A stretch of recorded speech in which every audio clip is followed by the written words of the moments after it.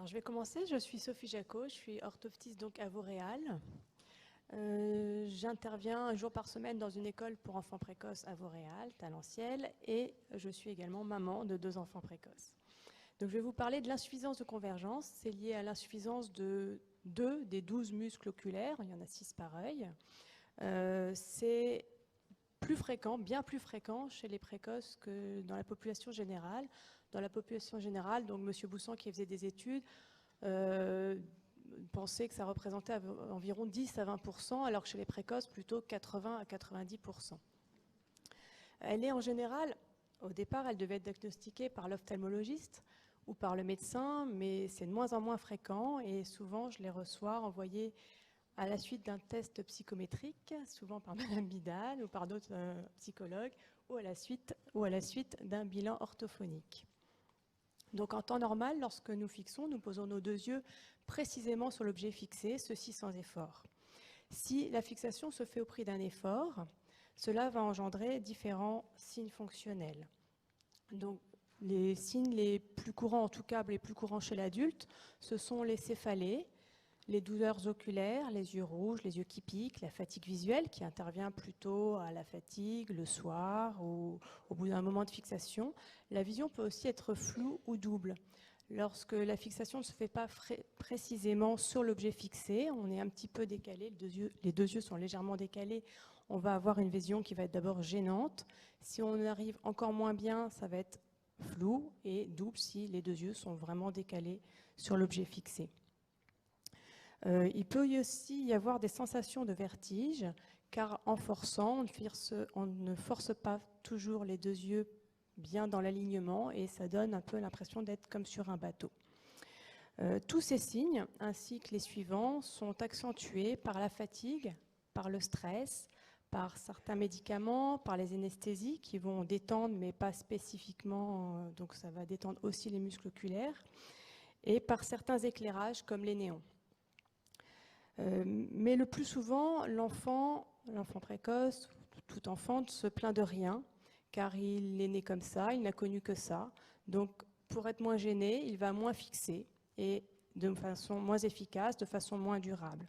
Et ceci va entraîner différents troubles. Donc, des troubles du comportement psychomoteur. L'enfant va se cogner, il va chuter, il est maladroit, car la fixation bien précise nous renseigne aussi sur l'évaluation des distances. Il ne va pas aimer colorier ni dessiner, car cela représente un gros effort, un gros coût pour lui. Il n'est pas efficace, donc il va éviter.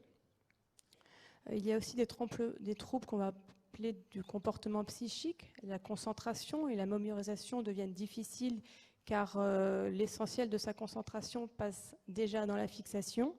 Il va y avoir donc une lenteur, une réaction d'évitement et de perte de confiance. Donc la plupart des enfants que je reçois sont en grand manque de confiance, car ils font en général énormément d'efforts pour continuer à fixer. Et quand ils font encore plus d'efforts parce que ça devient difficile, à ce moment-là, souvent, on leur dit fais un effort, voyons, concentre-toi. Et à ce moment-là, effectivement, les résultats sont bien moins bons, mais eux, ils ont fait beaucoup plus d'efforts que juste avant. Donc c'est effectivement très décourageant et donc ils évitent, après ils ne font plus. Les enfants vont beaucoup bouger, souvent, pas tous, car ayant du mal à fixer, ils vont beaucoup bouger les yeux, revenir sur le point de fixation régulièrement, mais en partir souvent aussi pour se reposer. Et du coup, ils vont aussi bouger beaucoup le corps.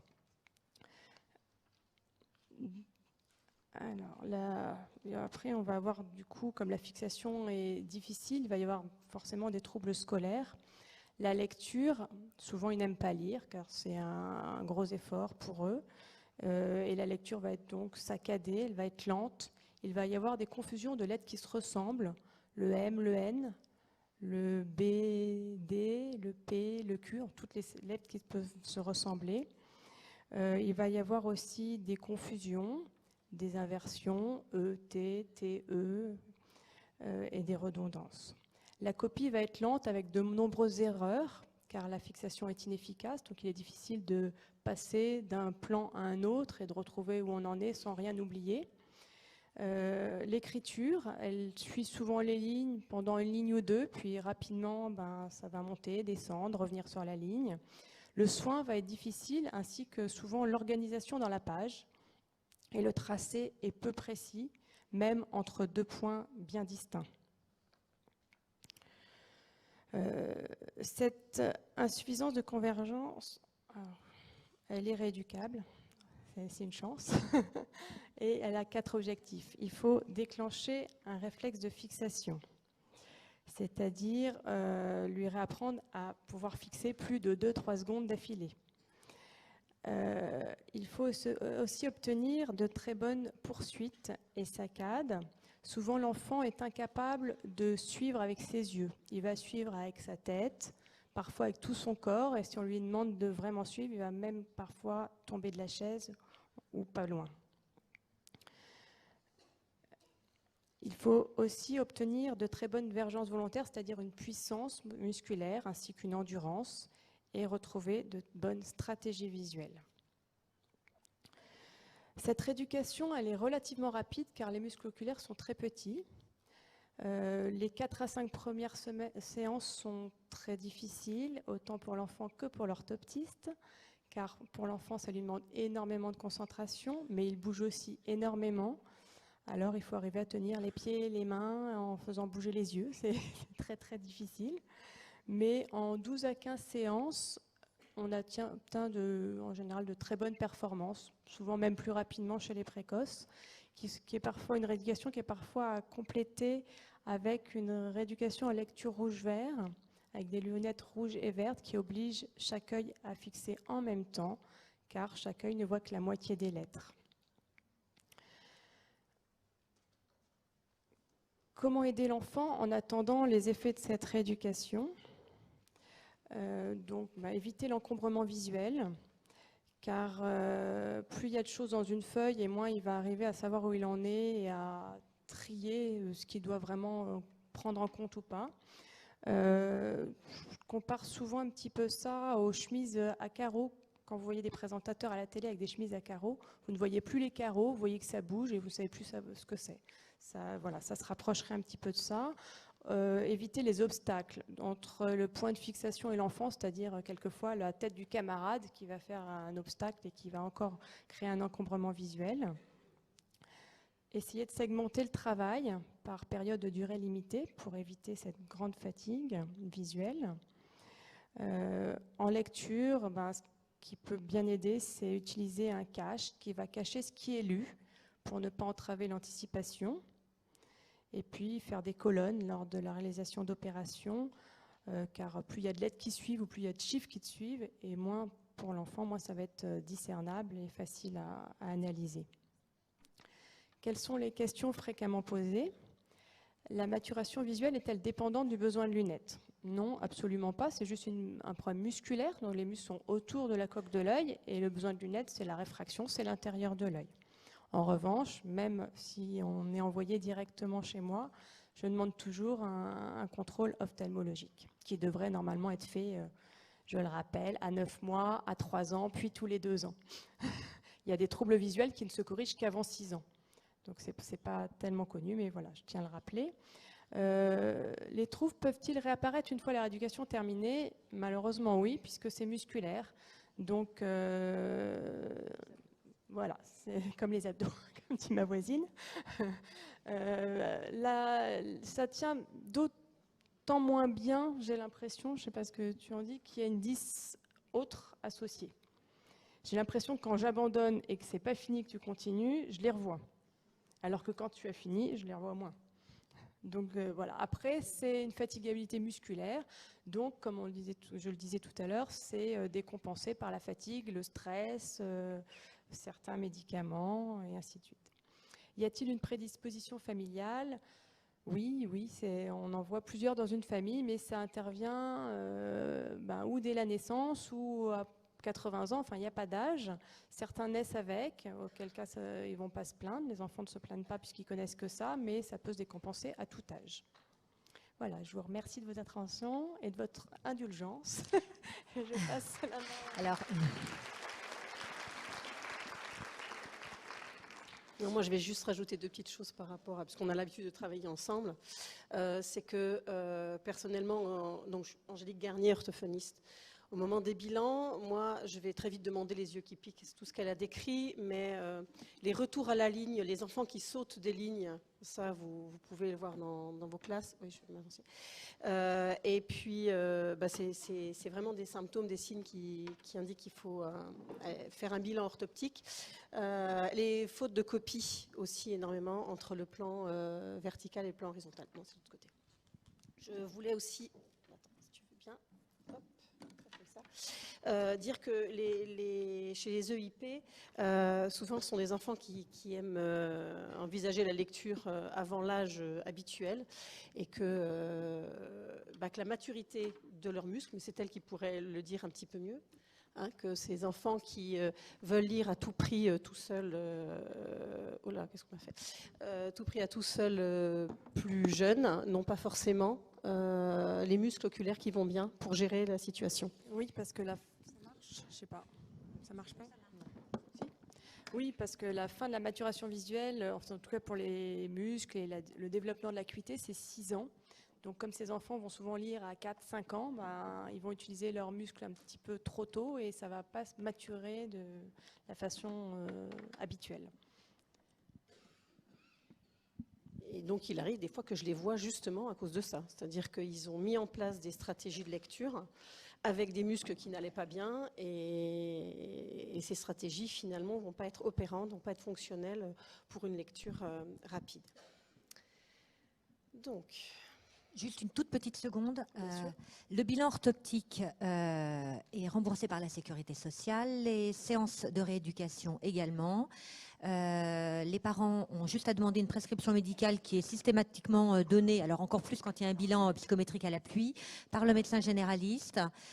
Une séance dure à peu près un quart d'heure. L'enfant va bénéficier d'1 à 2 séances par semaine. En une dizaine, allez maximum une vingtaine de séances, l'enfant peut à nouveau écrire correctement, lire correctement. Donc c'est vraiment une rééducation, parce que ça a été dit mais un peu rapidement, extrêmement efficace et qui va changer complètement la perception de l'enfant, son mode d'appréhension visuelle du monde de l'écrit, autant dire donc de l'école et de tout ce que lui est proposé à l'école, qui est quand même essentiellement sur un mode visuel. Oui, alors 2 petits détails. La prescription, effectivement, est indispensable pour être remboursée, mais elle est souvent très difficile à obtenir. Pour certains parents, c'est un peu le parcours du combattant. L'orthopsie n'est pas très connue. Certains généralistes ne veulent pas la prescrire et même parfois certains ophtalmos disent que ça ne sert à rien et ne veulent pas le prescrire. Donc c'est parfois pas toujours très très simple. Oui, ça dépend lesquels, mais j'en ai encore eu cette semaine. Et effectivement, souvent, l'enfant qui n'aime pas lire se met à aimer lire au bout de quelques séances, qui est assez satisfaisant. Alors, donc, orthophonisme, moi je suis là pour vous parler de ces 2 spécificités qui vont être cohabitées chez certains enfants. Donc c'est la précocité et les troubles 10, troubles spécifiques. Quelques petits rappels. Les troubles 10 sont des troubles durables. On naît comme ça, on reste comme ça. Verbe naître ou verbe être d'ailleurs. L'orthophonie va être là pour surentraîner et travailler des points particuliers qui vont être déficitaires chez ces enfants-là. Conscience phonologique, enfin vous en connaissez une partie, vous avez l'habitude. C'est un diagnostic par exclusion, donc il faut une intelligence normale. Là, on est dans le cadre d'une intelligence plutôt supérieure, donc ce n'est pas un souci. Et sans trouble physiologique, j'aurais pu rajouter psychologique. Donc, pas de trouble de convergence, pas de trouble ophtalmologique, pas de trouble ORL. Donc, ce sont des choses qu'il faut faire vérifier avant. C'est pourquoi, très régulièrement, je demande au téléphone d'aller d'abord faire des bilans orthoptiques avant de les voir moi-même. Bon, dans la population générale, les troubles spécifiques, tous confondus, selon les études, on est entre 5 et 10%. Chez les précoces, alors j'ai retiré pendant qu'elle discutait mon 30%, mais néanmoins l'observation clinique est qu'ils sont quand même plus nombreux à présenter ces troubles spécifiques. Moi, je me dis que ces 2 spécificités se basent sur des structures neuronales qui sont quand même atypiques dans un cas comme dans l'autre, et que le mélange des 2 eh bien, va donner des particularités et en tout cas peut-être ce plus grand pourcentage. Peut-être aussi une interrogation sur le fait que ces enfants précoces peuvent se saborder eux-mêmes, comme il l'a parfois été dit dans les interventions précédentes, et parfois peuvent générer des troubles qu'ils pourraient compenser ou qu'ils arriveraient à surmonter seuls. Professeur Habib, qui veut néanmoins nous interpeller sur le fait que ces enfants compensent beaucoup. Alors, parfois, ils compensent tellement bien et ils n'ont pas besoin des services d'une orthophoniste parce que ça va bien se passer pendant longtemps. Mais néanmoins, ils compensent tellement qu'ils peuvent très bien ne pas lire pendant un petit moment et se débrouiller avec les consignes orales des professeurs, les respirations des professeurs en fonction de leurs réponses justes ou fausses. Et du coup, ne pas diagnostiquer des troubles spécifiques ou les diagnostiquer trop tard fait que les bases solides qui doivent être là pour diminuer les coûts cognitifs chez ces troubles spécifiques, vont faire que ce sont des sables mouvants et que dès que le niveau va augmenter d'un coup au niveau de CM2, 6e, ou qu'il va y avoir une difficulté psychologique à un moment donné, pouf, ça va s'effondrer. Alors dans ma pratique, ce qui change entre un 10 et un EIP 10, c'est surtout le relationnel. Hein. Les sons sont les sons, donc ils ne vont pas changer que pour un enfant EIP ou pour un autre. Les règles de grammaire plus tard ou les choses un peu spécifiques qu'on peut travailler ne vont pas changer. En revanche, le relationnel, c'est énorme. C'est-à-dire que ce sont des enfants qui ont une soif de justice. Je suis obligée d'être absolument juste. Il m'arrive parfois d'enchaîner des patients très turbulents ou des autistes un petit peu compliqués et d'être moi déjà dans un état pas forcément cool quand l'EIP rentre. Si je le sais, je dois lui dire.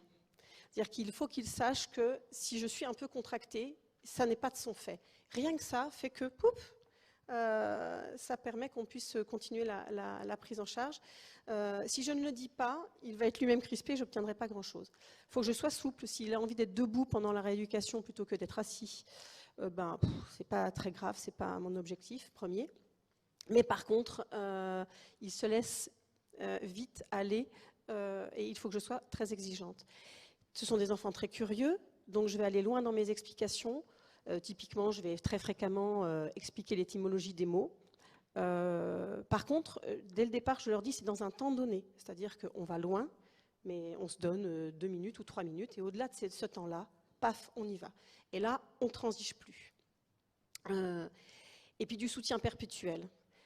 Ils ont toujours besoin qu'on les rassure et qu'on leur dise oui, mais c'est possible. Je te le dis, c'est possible. J'ai vérifié avant, on a vu ça avant. T'inquiète pas, tu peux y aller. Oui, je crois en toi. Je sais que tu vas pouvoir le faire. Je suis là pour t'aider. De toute façon, on n'est que 2 et puis je suis là pour toi. Mais il y a une chose qui est sûre, c'est que je vais te laisser chercher. Parce qu'il faut que tu apprennes, 1, à le faire et 2, à supporter de le faire. J'use et j'abuse des défis pour ces enfants-là. Alors, je vais utiliser tout à fait des exercices traditionnels des orthophonistes, mais par exemple, je vais pouvoir dire, bon, écoute, tu es dans le camp des P, je suis dans le camp des B, on va voir à la fin de l'exercice celui de nous deux qui aura gagné, tu veux prendre lequel? Si je fais ça, il n'y a aucun souci, ils vont se lancer dans l'exercice. Si je le fais d'une manière traditionnelle, ça peut donner de très bons résultats comme de très mauvais, ils ne s'investissent pas beaucoup quand c'est... pas très glamour comme exercice. Et quand j'ai pas d'idée, j'utilise le chronomètre. Parce qu'un défi contre le temps, ils adorent ça. Donc, d'après toi, en combien de temps tu vas pouvoir réaliser cet exercice? Est-ce que plus d'1 minute, moins d'1 minute? Voilà. Ils adorent déclencher le chronomètre, ça part au poil. J'utilise aussi leur créativité, c'est-à-dire, là, l'exercice, vu comme je te l'ai présenté, ça n'a pas donné grand-chose, tu t'y es pas investi. Toi, tu l'aurais présenté comment?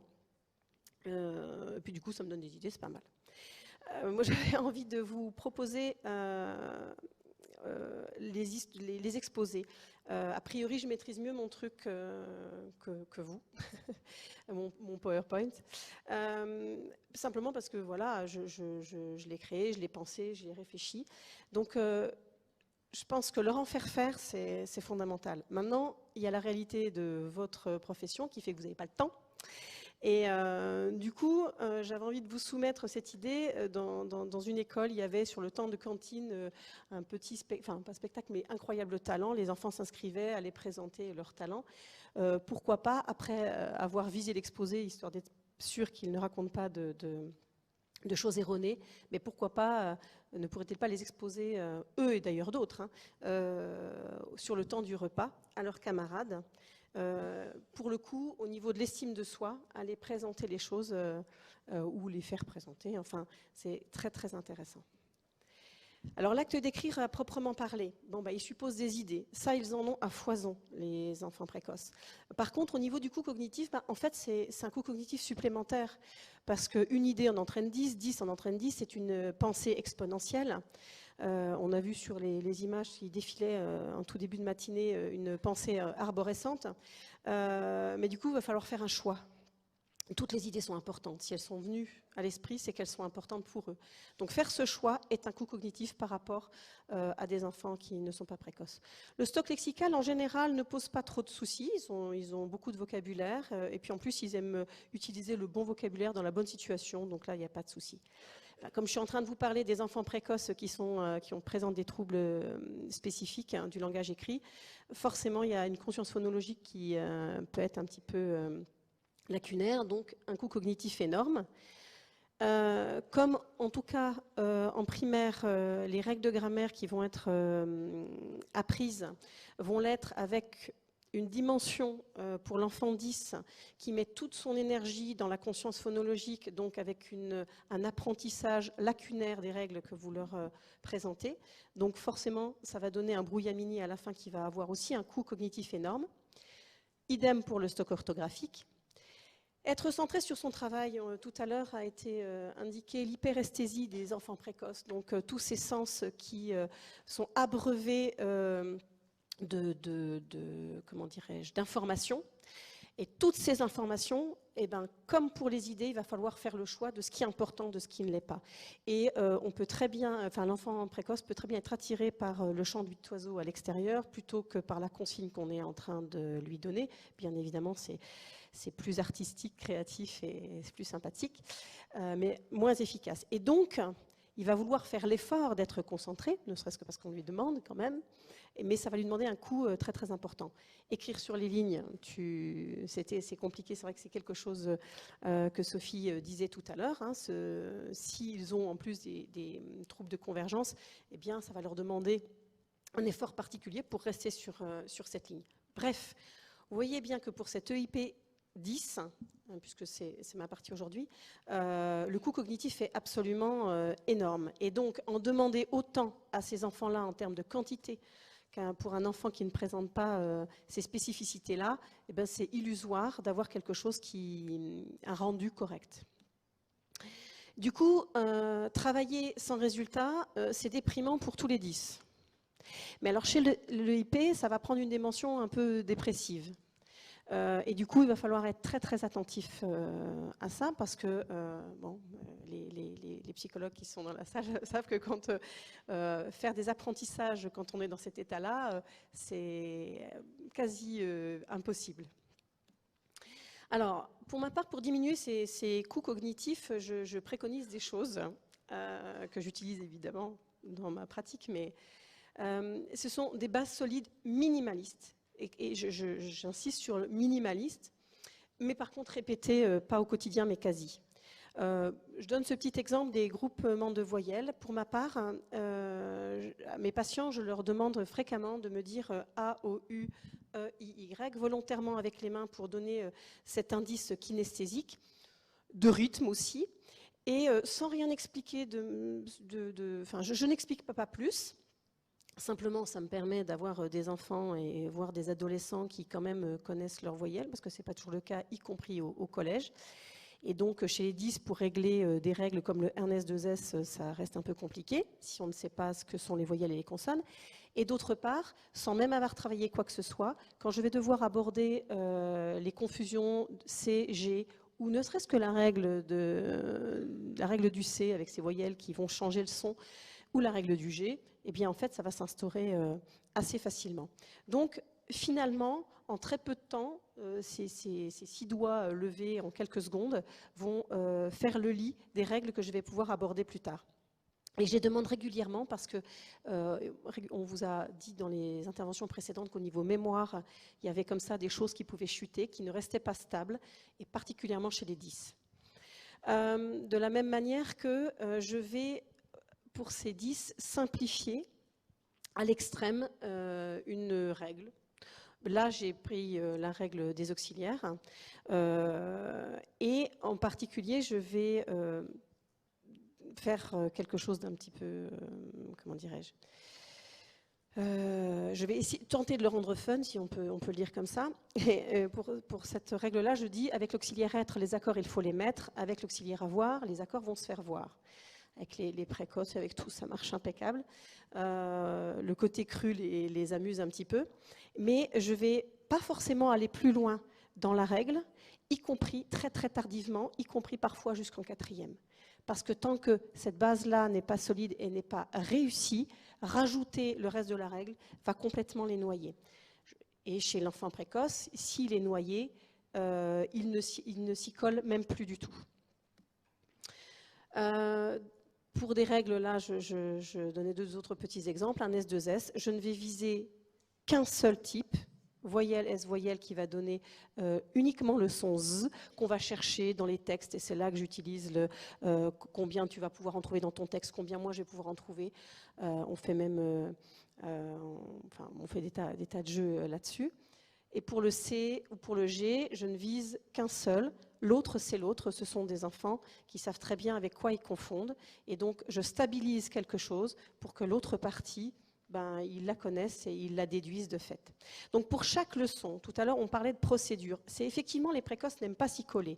Et en même temps, par rapport au cadre dont je parlais tout au début de l'intervention, ils ont besoin de ce cadre.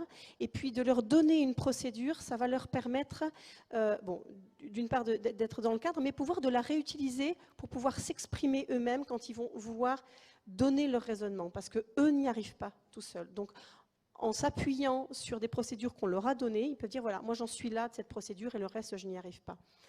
Et pour ma part, je ne passe pas à l'étape numéro 2 si l'étape numéro 1 n'est pas réussie à 80%. Et parfois, on est surpris, il faut attendre très longtemps, et parfois même le collège, alors qu'on a l'impression que ce sont des choses qui devraient être sues depuis la primaire. Par exemple, pour NASV, mon petit code préféré, qui est ni plus ni moins que non-adjectif, sujet-verbe. C'est quelque chose qu'on travaille seulement au collège, parce qu'avant, on traite tout le côté conscience phono et lecture. En tout cas, tant que la recherche de ces éléments-là n'est pas sûre à 100%, rajouter les accords, les noix et chez le précoce, les déprimes. Voilà d'autres petites astuces, un tableau de la conjugaison minimaliste. Ce qui est récurrent, c'est que le nous et le vous ne posent pas de problème chez les 10. Que le pluriel ENT d'un verbe, c'est le repérage du fait que ce soit pluriel qui leur pose souci, c'est pas forcément le fait de mettre ENT. Par contre, toutes ces lettres pour le je, tu, ils vont les mélanger. C'est une observation clinique. Et du coup, je les tape pour les rythmer en E, ESE, SST et AIASA. La plupart vont mettre un petit temps à retenir les paroles. Ils me disent, je me rappelle du rythme et je ne me rappelle pas de ce qu'il y a dedans. Et quand ils s'en souviennent, ils arrivent à l'intégrer dans leurs écrits. Je m'appuie aussi sur cette main qu'ils promènent en permanence avec eux. Et donc, ils n'ont pas besoin d'avoir des petites notes, ils ont ça en mémoire kinesthésique. Chaque doigt correspond à une règle de grammaire et c'est sur cette main-là, donc nom adjectif, sujet, verbe, auxiliaire et attrait avoir, verbe et accent, ER et les homonymes, qui vont me permettre de travailler avec eux la procédure de correction, typiquement pour les aménagements et les tiers-temps au collège, parce que ils bénéficient de tiers-temps, mais parfois ils ne savent pas l'utiliser. Donc, d'avoir comme ça des procédures de « je vais faire ça en premier, je dois faire ça », et ils vont occuper ce tiers-temps à bon escient. D'autres pistes, par exemple pour l'orthographe d'usage, toujours pareil, quelque chose de très régulier mais de très rapide. Chaque séance, on prend un mot, on le regarde et on va dire, les questions que je vais poser vont être toujours rigoureusement les mêmes et ils le savent. Ce qui fait que, donc première lettre, dernière lettre, nombre de voyelles, nombre de consonnes, nombre de lettres, épellation en vers. Alors l'épellation en droit en général ne pose pas de problème, mais épellation en vers permet pour moi de vérifier qu'il y a une image visuelle mentale et qui m'assure a priori que c'est mieux entré en mémoire. Et du coup, au fur et à mesure du temps, même si ça ne me prend pas beaucoup de temps dans ma séance, eh bien, ce sont des enfants qui vont s'habituer à observer le vocabulaire et un mot de cette façon-là, puisqu'ils savent qu'ils vont devoir répondre à ces questions-là et que c'est toujours les mêmes. On le fait sous forme de jeu, hein, enfin, je veux dire avec des dés, avec des choses, mais bon. Les 10 ont en général une difficulté à retenir les tables de multiplication. Et puis alors, les précoces, ils ne voient pas l'intérêt de les apprendre, puisqu'ils arrivent à les retrouver, donc ils ne sont absolument pas performants en termes de rapidité. Alors, ce que je fais en général, c'est je colorie une table de Pythagore, je colorie vite fait la table du 1, la table du 2 qui maîtrisent à fond, la table du 10 aussi. La table du 9, parce qu'avec les doigts, ils arrivent à retrouver, enfin, je ne sais pas si vous connaissez la technique, mais on abaisse le doigt, enfin voilà, j'en vois qui opinent, donc je ne décris pas, mais du coup, je peux colorier la table du 9. La table du 5, en général, ne leur pose pas de problème. Et bien, du coup, je ne vais m'occuper que de la table du 3 et la table du 4, ou plutôt, je vais demander aux parents de s'en occuper, parce que moi, je ne m'en occupe pas trop en cabinet, mais je vais demander aux parents de s'occuper de la table du 3 et de la table du 4 jusqu'en 6e. Et je demande aux parents de ne pas s'occuper de la table du 6 et de la table du 7 et du 8 jusqu'en fin de CM2. Et l'été qui est entre le CM2 et la 6e, comme les tables du 3 et les tables du 4 sont blindées, ce qui se passe, c'est qu'on n'a plus qu'à apprendre 6 x 6, 6 x 7, 6 x 8, 7 x 7, 7 x 8 et 8 x 8. Donc on a 6 trucs à bosser en 2 mois. Normalement, ça passe. J'utilise énormément de couleurs pour leur faire mettre la ponctuation parce que c'est quelque chose qu'ils oublient fréquemment et je leur demande de ne pas respirer quand ils n'en ont pas mis. En général, d'être quelques fois en apnée, ça leur permet d'en ajouter. À mauvais escient d'abord, puis ils arrivent à les mettre. Et puis en termes de, par exemple, de petits défis, par rapport aux pronoms qui posent problème aux 10, je vais leur demander de mettre des petits symboles sous des personnages et puis on va aller chercher où est-ce qu'on doit rajouter les symboles et on fait des groupes. Toi, tu es le petit symbole soleil, moi je suis le petit symbole je sais pas quoi. Et on va voir à la fin du texte lequel de nous deux va apparaître le plus souvent. Les caractéristiques, on vous en a parlé, donc apprendre à en faire avec eux, je trouve ça important. Leur en faire à la maison, ça leur fait développer leur créativité et leurs apprentissages. Et puis les laisser accrocher leur œuvre dans le couloir, l'estime de soi, le gain de temps pour vous me paraît être peut-être une solution envisageable. Donc quelques exemples, mais vous en avez eu, donc je passe rapidement. Mais on peut en faire sur absolument tout, dans toutes les matières. Structurer leur travail, leur donner les mots importants. On disait tout à l'heure qu'ils avaient du mal à les retrouver. Si on leur donne, ça leur réduit le coût cognitif, ça leur permet de s'investir dans sur d'autres domaines. Et puis, ça leur permet aussi d'avoir un exemple de quels sont les points importants. Faire des contrats avec eux, et n'hésitez pas, je reviens sur le terme minimaliste. Un précoce, mais un dyslexique, mais particulièrement un précoce, il va évaluer le contrat que vous lui donnez. S'il pense qu'il n'est pas atteignable, il ne va même pas s'y coller. Alors que si on dit, eh bien écoute, moi ce que j'attends de toi, c'est que dans les 2-3 premières lignes de tes écrits, tu mets tous les S, et puis je te donnerai un point supplémentaire, ça ne va pas changer fondamentalement sa moyenne. Par contre, il se sent entendu, il se sent compris, et puis il va prendre l'habitude cognitive d'aller chercher ces S et de les mettre. Au collège, je vous propose de demander aux enfants 10 de laisser leur brouillon de travail écrit de la maison, parce que nombre de 10, et c'est tellement important pour les précoces, à qui on dit tu n'as pas travaillé parce que la note est catastrophique, et alors qu'ils y ont passé 7 heures dans le week-end, c'est juste infernal, et alors ça a juste comme conséquence qu'après ils ne travaillent pas, parce qu'un précoce va vous dire pourquoi je vais aller bosser alors que j'ai 4, que je travaille ou que je ne travaille pas, et ça s'entend. Donc, de laisser les brouillons permet au moins de visualiser leur écrit. En termes de dictée, de mettre le nombre de fautes, franchement, pour nous, ortho, quand un enfant a 0 mais qu'il a 60 fautes, et quand il a 0 et qu'il a 20 fautes, c'est fondamentalement différent. Et je peux même leur dire, t'as vachement fait de progrès, c'est super, malgré le 0. Pour les grands du collège, alors je reviendrai tout à l'heure, je vous donnerai l'adresse d'une collègue à vous qui a édité quelque chose dont je vous parlerai tout à l'heure. Et elle préconise par exemple pour les grands de noter le schéma narratif au fur et à mesure des paragraphes qui se défilent pour que l'enfant 10 sache comment l'histoire progresse et ce qu'on attend de lui. Pour ma part, ce que je leur préconise au collège quand ils ont des romans à lire, outre le fait que d'autres peuvent lire avec eux ce roman pour qu'ils puissent l'avoir terminé à temps, qu'ils en lisent une partie, mais qu'on peut leur en lire un peu, c'est qu'ils peuvent utiliser des post-it et mettre un mot-clé par page ou par chapitre, ce qui permet parce qu'ils me disent souvent, je me rappelle plus de ce que j'ai lu au début, enfin c'est pas clair, j'ai oublié. Avec des post-it, il suffit qu'ils rebalayent tous leurs petits post-it, et non seulement ils ont leurs propres mots, mais ils ont aussi un résumé, et peut-être même, avec un peu de chance, les mots importants, ce qui rejoint les idées clés de tout à l'heure. Par rapport aux appréciations, ce sont des enfants, je vous disais, qui ont besoin d'énormément d'encouragement, mais néanmoins, il faut être clair et leur dire ce qui ne va pas. Donc, mettre en avant le fait qu'il y a très certainement eu du travail, ça va quand même les rassurer sur le fait qu'on reconnaisse qu'ils y ont passé du temps. Que la leçon est mal maîtrisée, de toute façon, la note est là pour le dire. Et puis les encourager parce qu'ils ont besoin de ça. Alors, un petit point qui, pour moi, est très important, c'est ce que je vous présente là. 2 titres de livres CD sur la méditation. Alors ça s'adresse à tous mes 10, mais particulièrement aux précoces dyslexiques. Et aux précoces tout court et aux précoces qui vont grandir. Ces précoces qui ont une lucidité sur les conséquences de mauvais résultats scolaires, sur les conséquences dans la société de ratés de parcours scolaires, ils ont besoin de prendre du recul. Et bon, on en a tous besoin, et la méditation est quelque chose de très bien pour ça, mais particulièrement ces enfants-là. Et une façon de le faire, c'est d'avoir cette respiration. Quand on leur apprend, quand on leur en parle quand ils sont ados, c'est un peu compliqué, ils n'ont pas tellement envie de s'y coller. Par contre, quand ils sont plus jeunes, c'est tellement plus facile, ils vous suivent. Et sachez que pour ces 2 titres, en termes de temps scolaire, je pense à vous, ce ne sont des plages audio que de 5 à 6 minutes.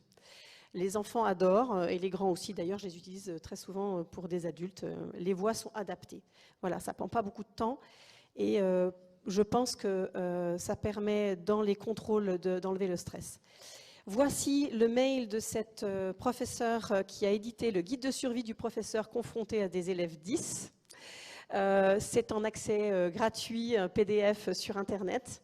Elle est demandeuse de vos astuces si vous en avez, et elle les intègre. Enfin voilà, donc je vous le laisse, puisque de toute façon ce sera ma dernière diapo.